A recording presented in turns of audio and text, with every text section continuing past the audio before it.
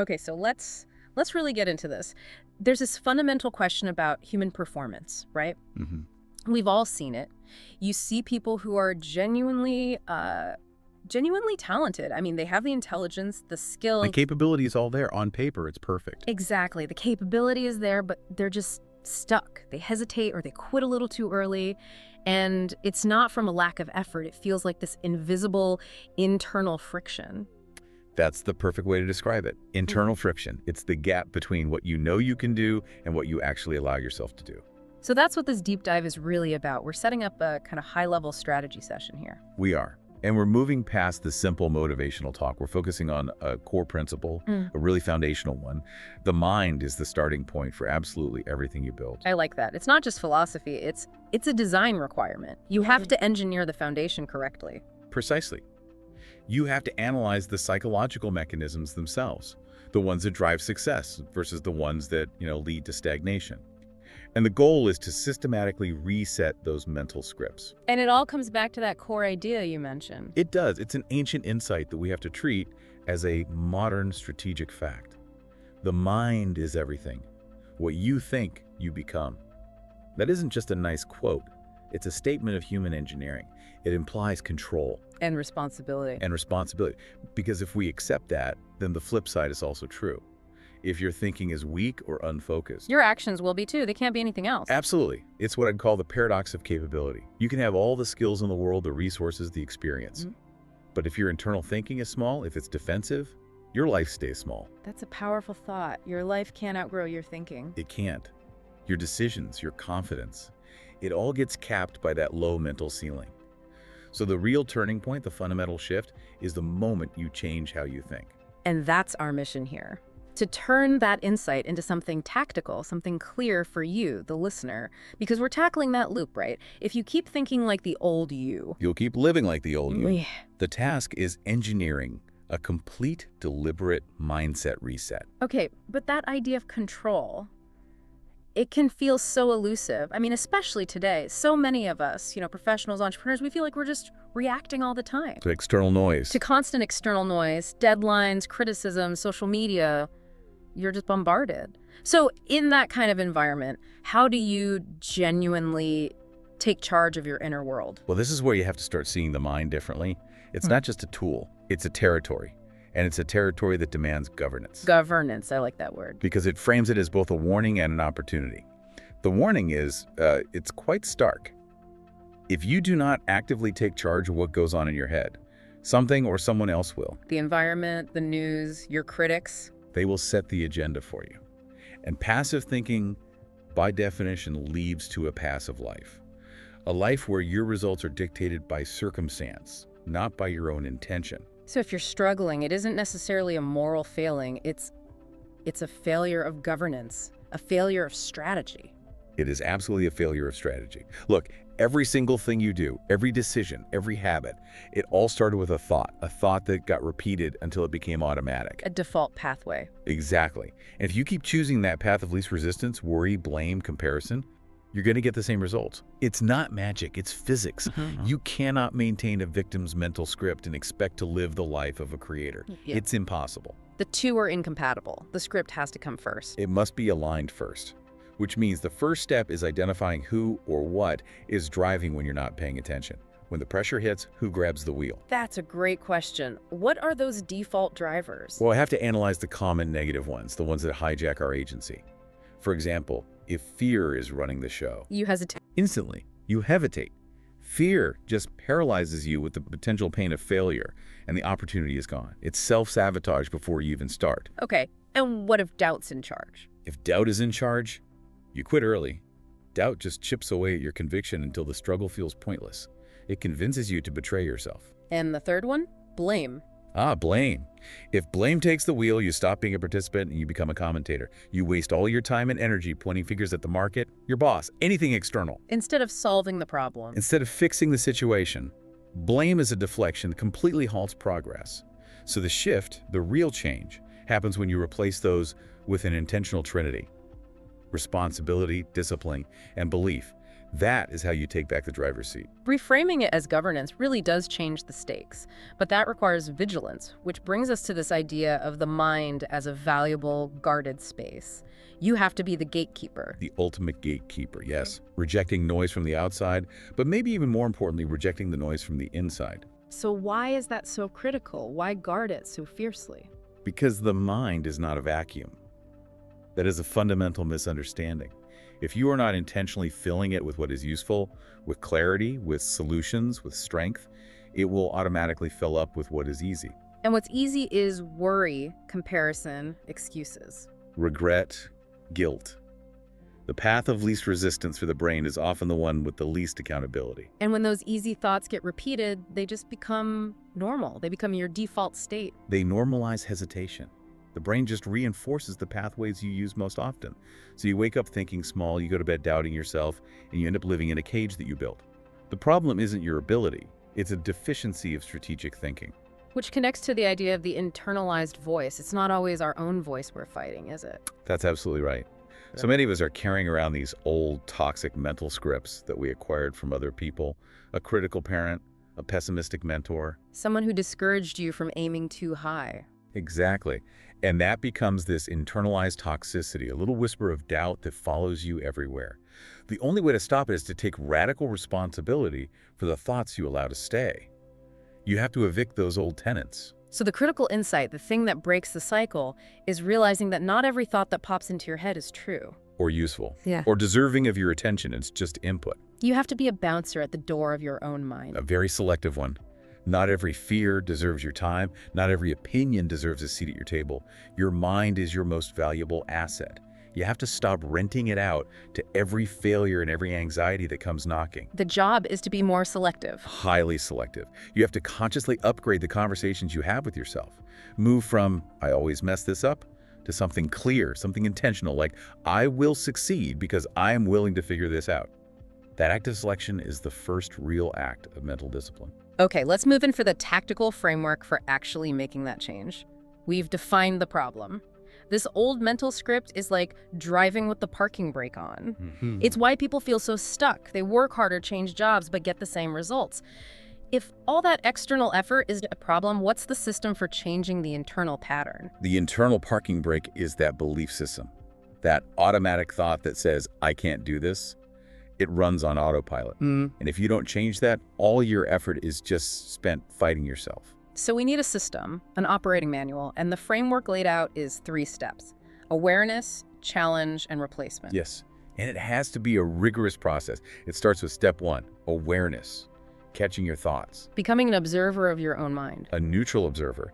You have to pay attention to that internal dialogue, but, and this is crucial, not just when things are going well. You have to listen when you're under pressure, when you fail. That's where the real mindset lives. That's where your default programming reveals itself. And the key insight here is simple. You cannot fix what you refuse to face. If you aren't aware of the script, you're doomed to just keep replaying it. So in that moment of stress, do I immediately blame myself? Do I blame someone else? Or do I ask, okay, what can I learn here? Exactly. It's in those milliseconds that your entire trajectory is decided. From a neuroscience perspective, when you're stressed, the brain defaults to its most used pathways, the oldest, fastest ones. Awareness is just recognizing that automatic firing. And once you've caught it, once you've seen that old pathway fire, then you move to step 2. Step 2, challenge. The utility test. I like that name for it. It's about becoming a strategic editor. Don't just accept the thought because it showed up. You have to actively question it. Ask, is this useful? Is this helping me move forward? Does this lead to the life I actually want? Does it? If the answer is no, you have to treat it like junk mail. You just discard it. Think about a manager who works 80 hours a week because they have this silent belief that no one on my team is competent. They're driving with the brake on. Exactly. They're burning massive amounts of energy for very little movement. Real smooth progress comes from better thinking, not just more effort. You release the limiting thought first, and then your effort becomes effective. But the brain loves what's familiar. It finds comfort in those old stuck patterns, even if they're not helpful. So how do we move from just being aware to actually making a permanent change? How do we fight that pull? We counter it with the 3rd step, repetition and intentional replacement. This is so important. Rewiring your mind isn't a one-time decision. It's a process. It's about creating new neural pathways through discipline's consistent practice. You're literally building a new road in your brain. You are. You're weakening the old toxic connections by starving them of attention, and you're strengthening the new desired ones by focusing on them. You have to keep choosing the new thought, even when the old one shows up. And it will show up. So for someone who's been struggling, let's say, with the same goal for years, that new replacement thought, like, I am capable, might just feel like a lie at first. How do you bridge that gap? That is a critical question. The bridge is action. The bridge is evidence. Belief isn't magic. It isn't something you just feel one day. It is earned. It is built through repetition that translates into movement. You're creating proof for yourself. You are creating proof points. And this is where a specific exercise can be incredibly powerful. Let's call it the what-if exercise. Yeah. You have to get limiting beliefs out of your head and onto paper. Write them down.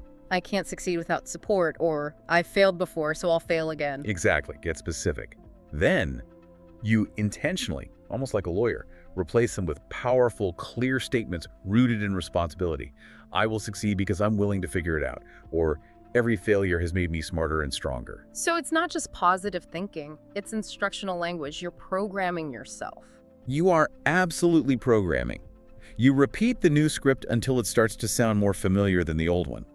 This is how action becomes easier, no matter how you feel, no matter what your motivation level is that day. And this just completely dismantles that common excuse, that trap of waiting until you feel ready. That idea of feeling ready is maybe the greatest lie in personal development, that moment of perfect confidence.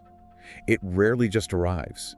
You build a strong mindset by doing, by taking that first step even when you're nervous and unsure. You act your way into feeling confident. The mind registers that movement, that action in the face of uncertainty as irrefutable proof. Proof that you can keep a promise to yourself. Proof that your strength isn't dependent on circumstances. You don't wait for belief. You build it, one small intentional action at a time. Okay, so let's get into the application of this. We've built this new belief system. The next step is about identity. The idea that you need to start thinking and acting like the person you want to be right now. Before the results show up. Right, and for a lot of people that can feel like, well, like faking it, like you're just pretending.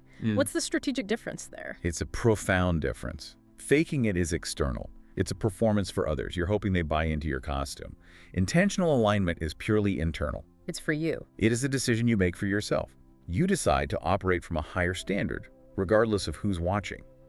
The key question you ask yourself is, how would the version of me that I truly respect think and act in this exact situation? That one question immediately changes the standard. It raises your tolerance level for weak thoughts or distractions. Instantly. It forces a choice. If your future self is disciplined, you stop tolerating sloppy thinking today. If your future self is focused, you start acting with intention right now, even when it's hard. Stop saying one day I'll be focused, and you start operating as if that day is today. You're shaping your internal environment to match the future you want. Which brings us to the core formula. Thoughts shape actions. Actions, when repeated, build your life. You simply cannot carry the thinking that kept you stuck into the life you want to create. The two operating systems are not compatible. And this leads right into the role of action itself, not just for results, but as a tool to overcome that internal weakness. Yes, this is what we can call the power of action as rejection. Rejection of what? Rejection of weak thoughts, the impulse to delay, to shrink back, to settle. Those thoughts thrive in stillness. They thrive in overthinking. When you sit still, you create a breeding ground for negative scenarios. That's the weakness trap. And the way out. The action solution. It's simple and direct. Weak thoughts cannot survive where intentional action is taking place. Action builds evidence. It replaces the what-ifs with the what-is. You cannot talk your way out of weakness or outthink fear. You have to outwork it.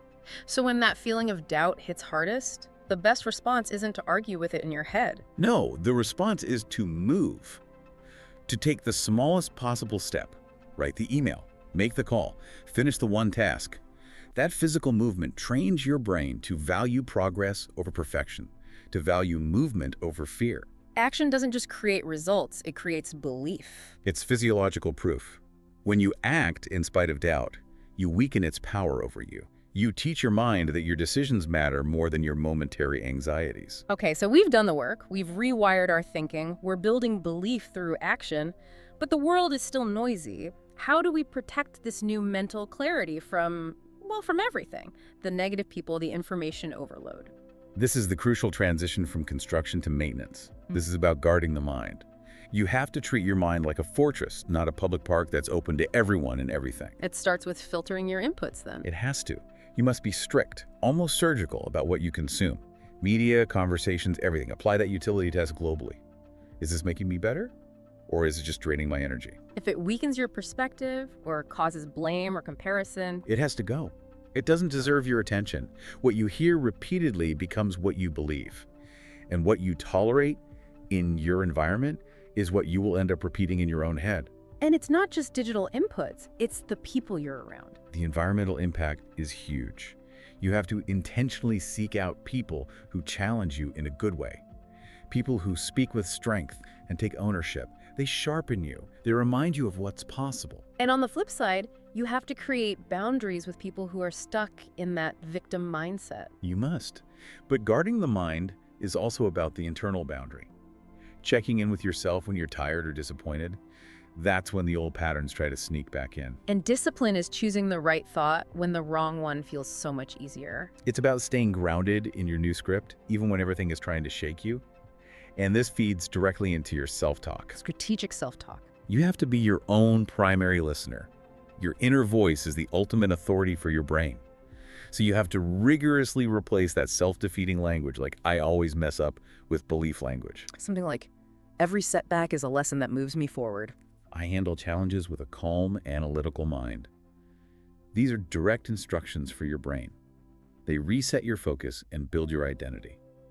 Confidence isn't built by just racking up wins. It's built by consistently noticing and acknowledging your own progress. So if we accept that failure isn't the real enemy, but living small because of fear is, what's the daily maintenance plan? How do we keep cleaning out the mental clutter without getting paralyzed by just watching ourselves all the time? That comes down to the discipline of subtraction. Sustained progress requires actively removing mental overhead. What do you mean by that? You have to continuously clean out the thoughts that cost you more energy than they give you.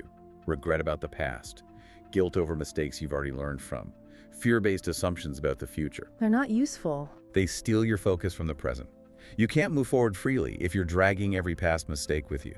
This mental hygiene is a daily choice. The first thoughts you choose in the morning set the tone for the entire day. Choose clarity over panic. Choose commitment over doubt. And the ultimate outcome of all this isn't just about feeling better. It's about being more effective. It's about stability. You'll still have moments of anxiety, that's human. But the difference is the duration. Instead of spiraling for days, it's maybe 30 minutes of frustration, followed by a disciplined shift back to problem solving. You become faster at solving problems. You become someone people can rely on in a storm. That's the entire game. It's the difference between drifting through life and driving through life. It is a decision to live by design, not by default. Wow, this has been a really, really insightful session on mastering mental alignment. It seems we've established that this kind of transformation, it's not an accident. It's a system. It's engineered from the inside out. Through intentional thought, through aligning your identity, and through that disciplined choice of taking action, especially when you don't feel like it. We've confirmed that your mind really is the foundation for everything. If you think better, you live better. If you think strong, You become strong.